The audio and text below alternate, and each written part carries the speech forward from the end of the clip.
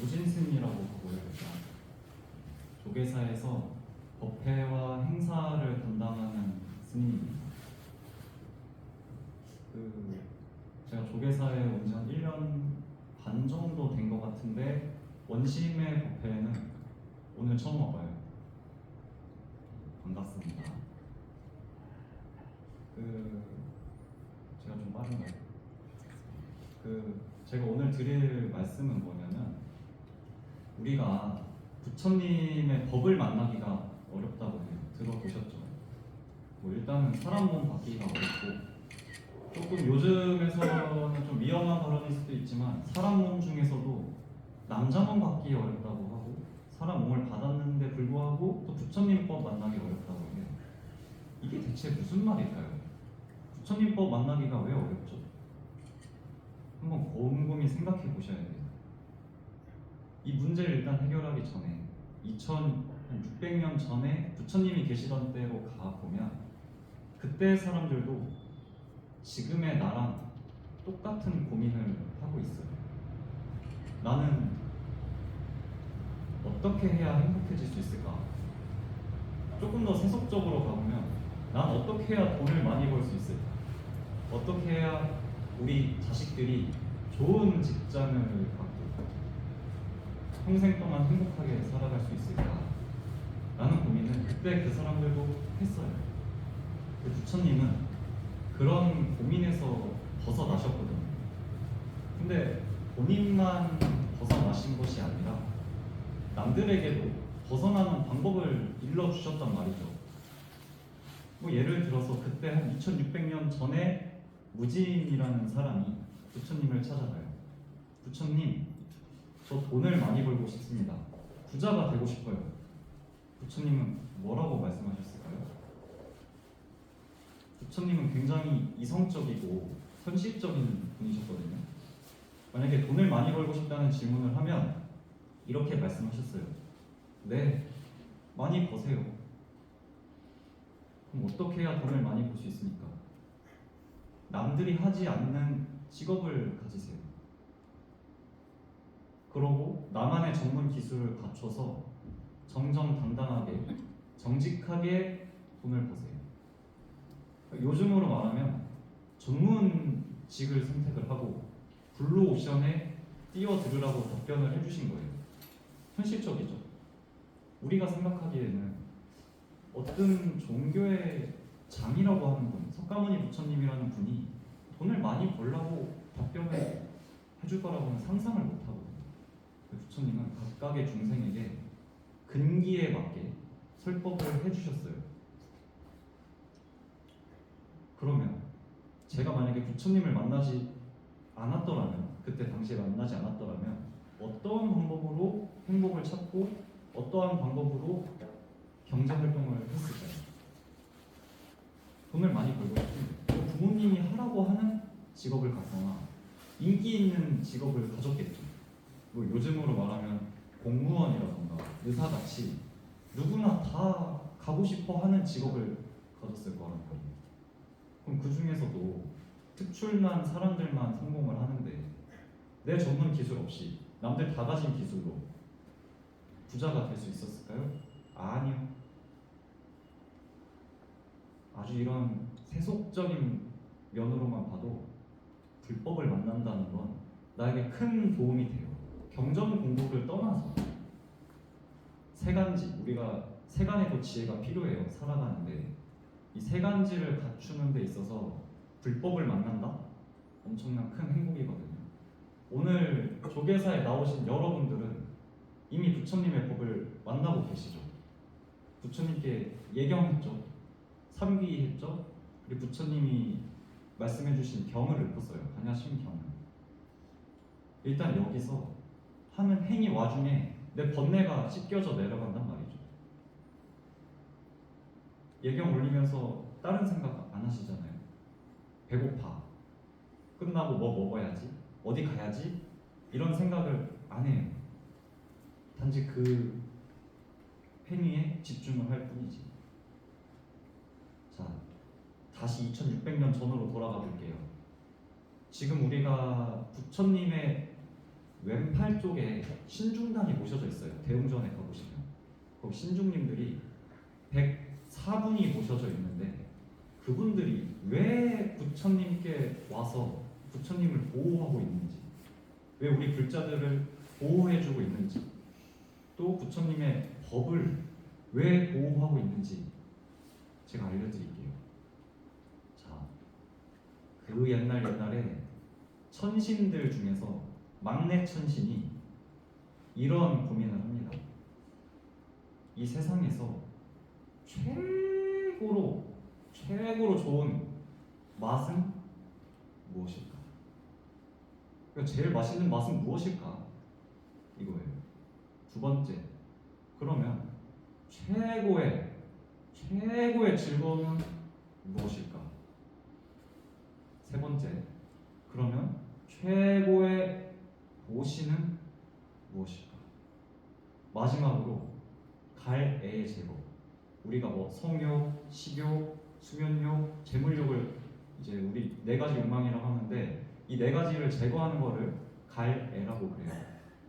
왜 모든 것들 중에 갈 애의 제거가 최고가 될까? 이런 고민을 해요. 막내 천신. 그러니까 막내 천신이란 뜻은 공덕이 제일 없는 천신이에요.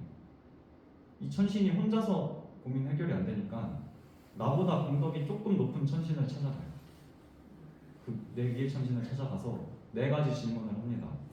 최고의 맛이 무엇입니까? 즐거움이 무엇입니까? 보시가 무엇이 제일 좋습니까? 가래의 제거가 왜 모든 것들 중 최상입니까? 위의 천신이 대답을 못해줘요. 아, 저도 잘 모르겠는데요. 그러면 우리보다 조금 공덕이 높은 분께 한번 찾아가 봅시다 하고 찾아가요. 똑같은 질문을 했는데 그 위의 천신도 대답을 못해줘요. 이렇게 해서 제석천까지 올라가요. 제석천은 어떤 분이냐? 신들의 신이에요. 신들을 관리해주는 신. 근데 이 제석천까지 물어 가는데 우리 인간계의 시간으로 11년이 걸렸대요. 11년 동안 그 질문을 하고 있는 거예요. 천신들은 한 3, 40분밖에 안 지났을 거예요. 그들의 시간으로는. 제석천을 만났어요. 제석천이시여, 저희가 해결하지 못하는 네 가지 문제가 있습니다 하고 물어봐요. 제석천이 가만히 듣더니 저도 잘 모르겠습니다. 하지만 답을 알고 있는 사람을 알고 있습니다. 신들이 놀라요. 사람이요? 제석천도 모르는데 사람이 그걸 알고 있습니까? 예, 저만 따라오시지 하고 제석천이 부처님께 신호를 보내요. 부처님, 저희가 궁금한 게 있어서 여쭈어볼 게 있습니다. 저희를 좀 만나주십시오. 부처님이 대답을 해주세요. 그래서 그 신들의 무리가 하늘 세계에서 인간 세상으로 내려오기 시작했어요. 그때가 우리 인간들의 시간으로 자정이 조금 넘었대요. 엄청 어두컴컴했겠죠. 인도는 지금 가도 전기가 없어서 어둡거든요. 근데 그때는 훨씬 어둡겠죠. 자정이 되는 시간에 신들의 무리가 이렇게 하늘에서 내려오는데 경전에 어떻게 표현이 되어 있냐면 하늘에서 태양이 떨어지는 줄 알았대요. 신들의 그 후광이 너무나 빛나가지고. 근데 하늘에서 이렇게 내려와가지고 초원이 이렇게 앉아 있는데 저 멀리서 부처님이 걸어 나오시는데 부처님의 이 진리의 지혜 강명이 신들의 빛을 휘감았대요. 지혜의 빛으로. 부처님이 딱 앉으셔가지고 무엇이 궁금해서 오셨습니까? 물으니까 제석천이 대표로 부처님, 저희가 해결하지 못하는 네 가지가 있습니다. 최고의 맛이 무엇인지 궁금하고요. 최고의 즐거움이 무엇인지 궁금하고요.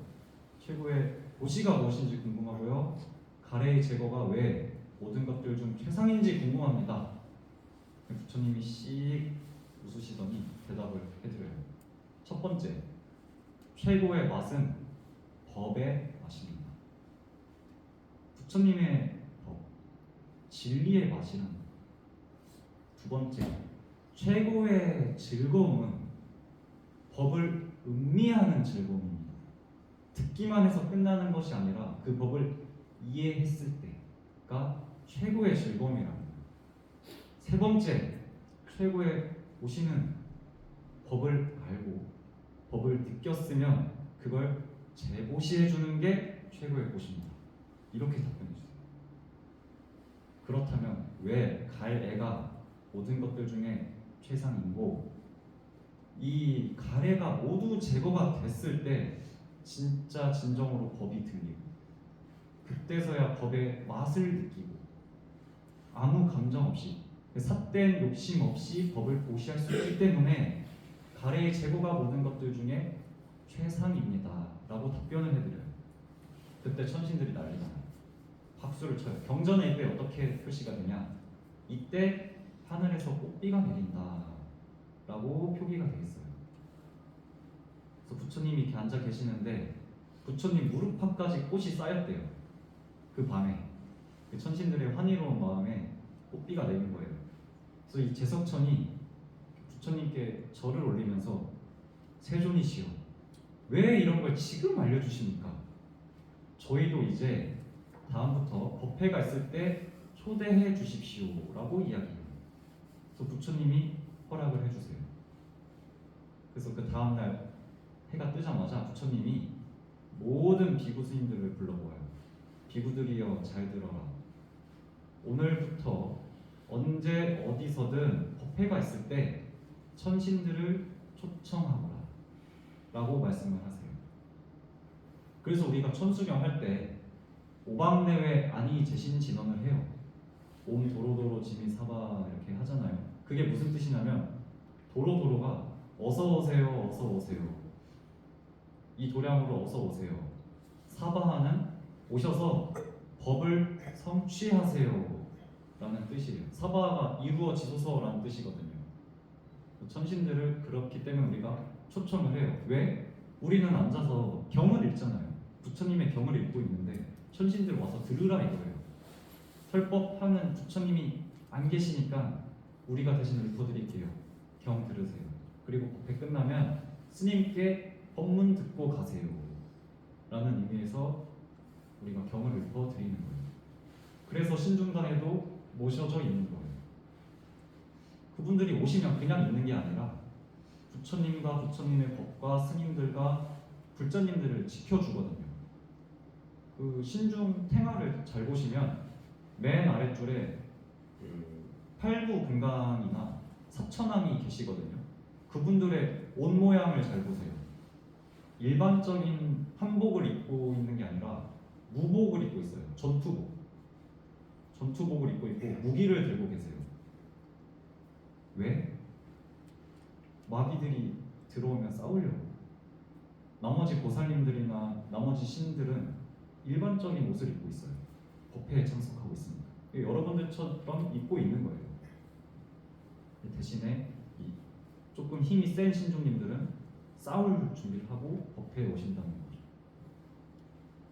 아무튼 이렇게 여기까지 얘기하고, 우리가 그래서 부처님법 만나기 어렵다는 걸로 다시 돌아와 보면 신들도 인간의 시간으로 11년 동안이나 해결하지 못한 법을 우리는 조계사에 오면 해결이 되거든요.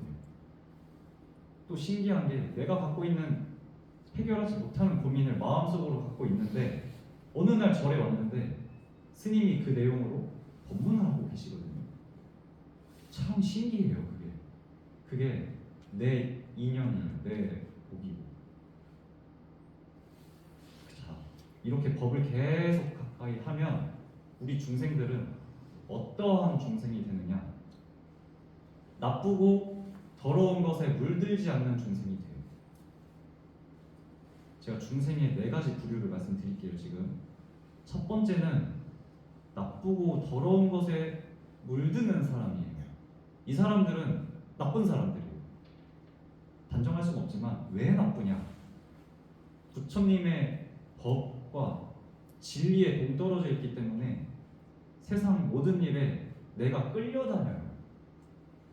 우르르 하면 저기 가서 내가 물들고 있고, 누가 누구 욕하면 같이 하고 있단 말이죠. 나쁜 사람이죠. 법이 없으니까. 두 번째 사람은 어떤 사람이냐? 나쁘고 더러운 것을 피하는 사람이에요. 이 사람들은 덜 나빠요. 나쁘긴 나빠요. 왜? 피하는데 내가 잠깐 기도에 방해라거나 수행에 방해라거나 잠깐 마음이 나빠졌을 때 물들어 버려요.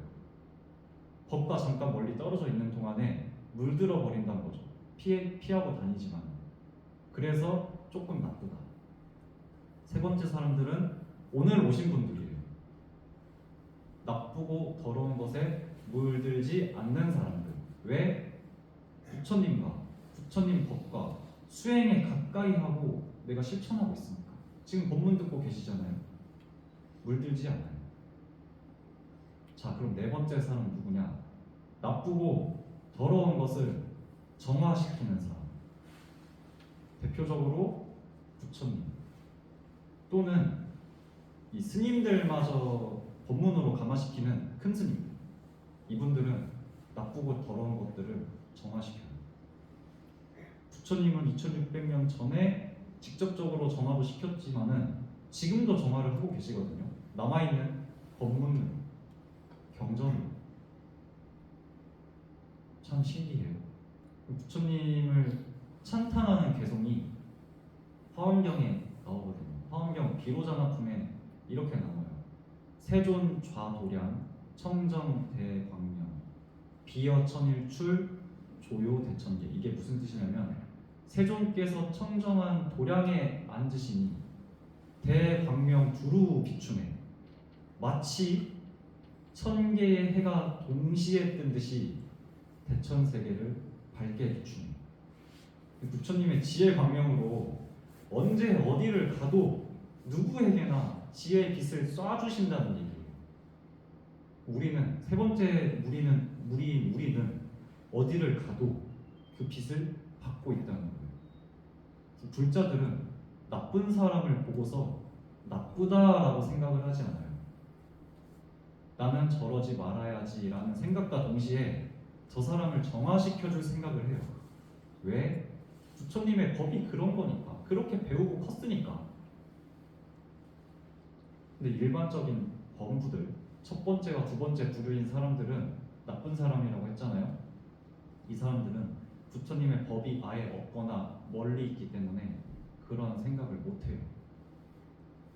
그럼 우리가 부처님의 법을 만난 것에 있어서 정말 감사해야죠. 똑같은 대상을 보고 있지만 마음을 다르게 작용시키고 있거든요. 누군가 도와주고 싶은 마음, 또 나의 진취적인 모습을 위한 이 수행적인 마음. 오늘 오신 여러분들은 부처님 법 만난 것에 대해서 감사함을 아마 알고 살아가실 거예요. 특히 조계사 같은 데는 법회가 많잖아요. 제가 오늘은 이제 첫 번째, 두 번째 분들이 안 오신 것 같지만 혹시 살면서 첫 번째, 두 번째 사람을 만날 수도 있어요.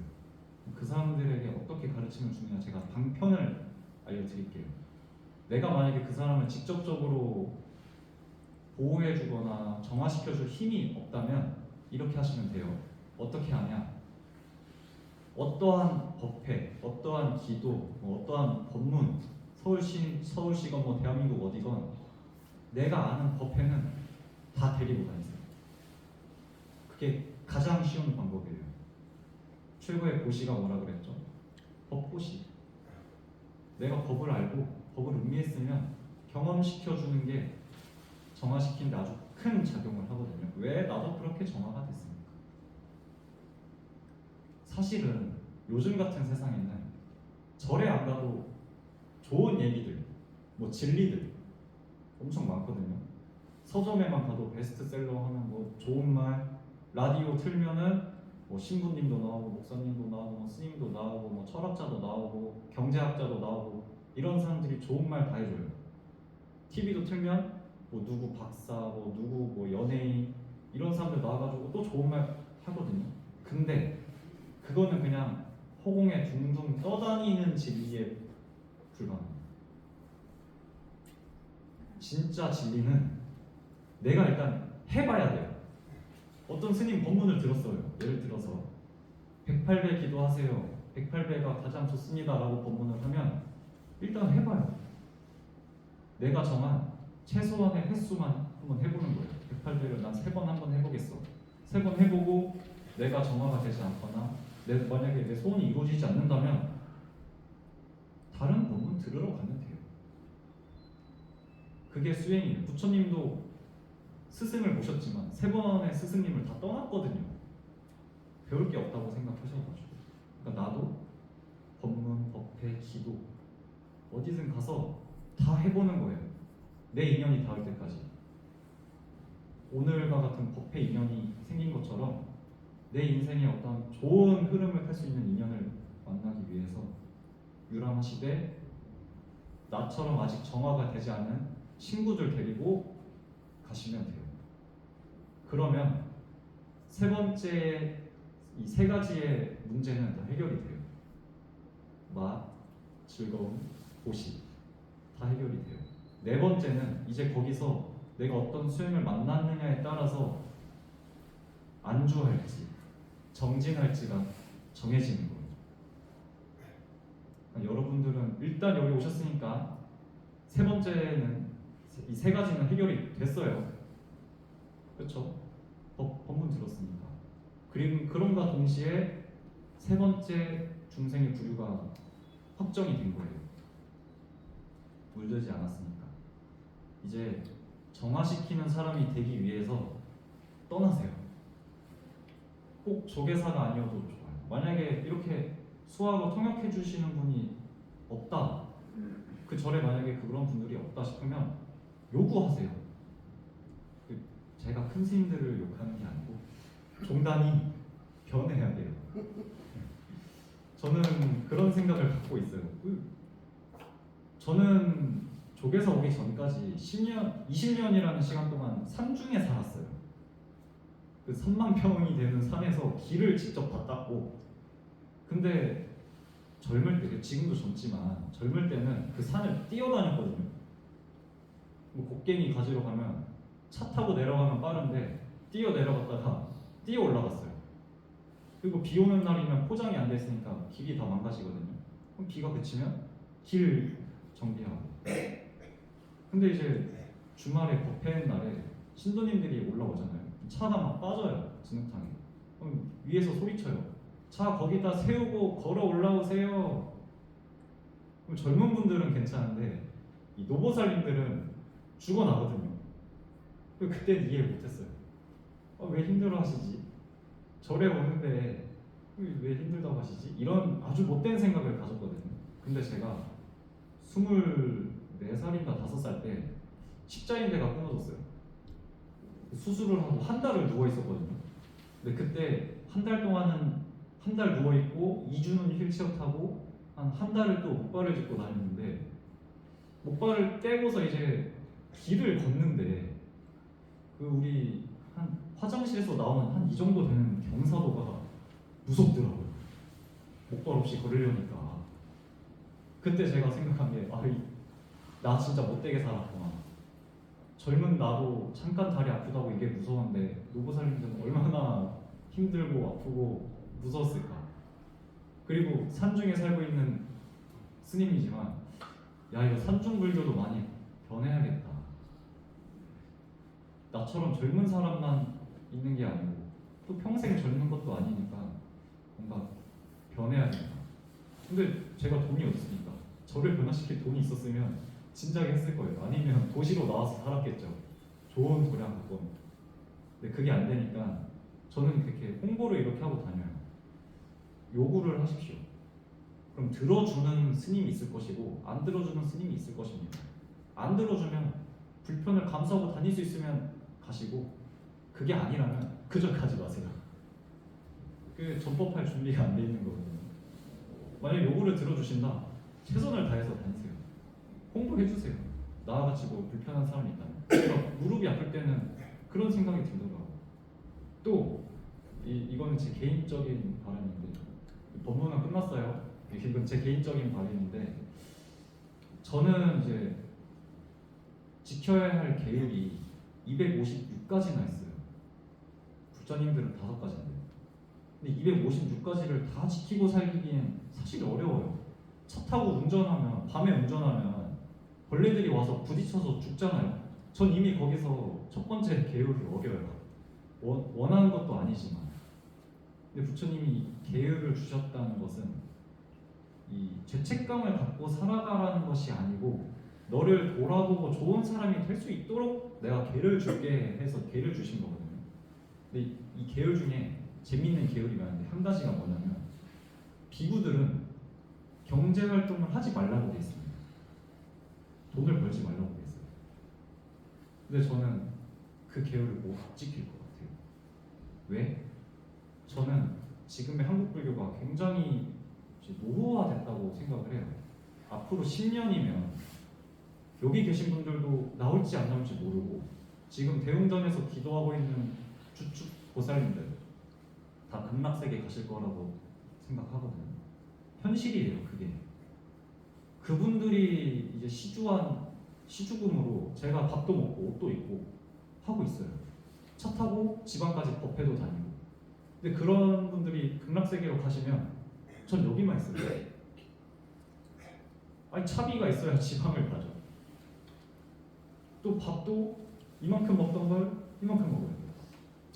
내가 많이 먹으면 딴 스님들이 못 드시니까.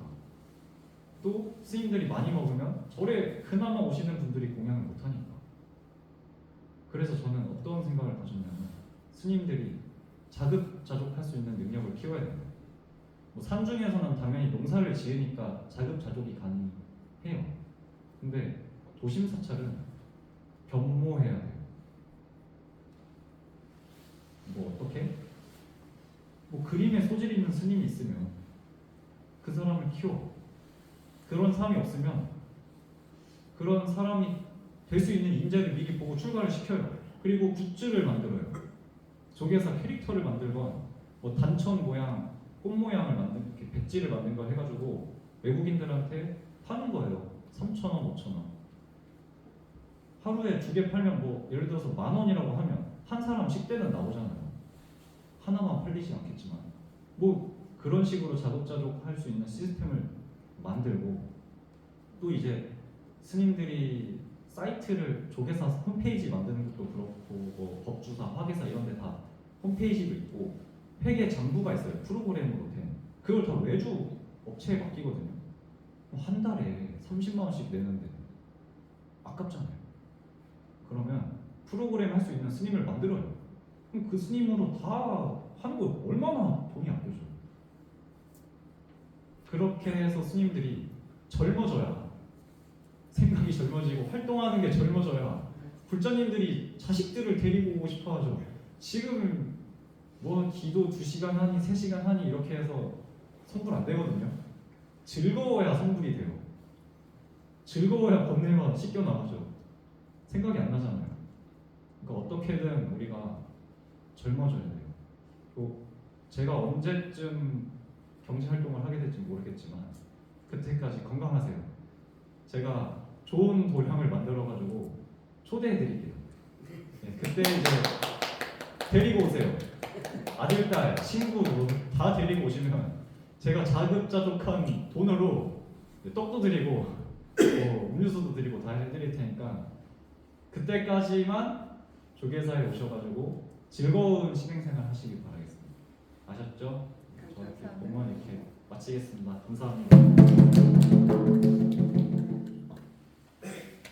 무진작 발전하십시오.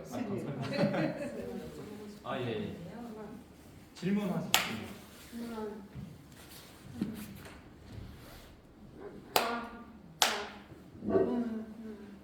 어디서 처음 저를 수행하셨던 출가. 저를 처음에 불교하셨던 곳이 어디셨는지. 맨 처음 불사했던 곳이요. 네.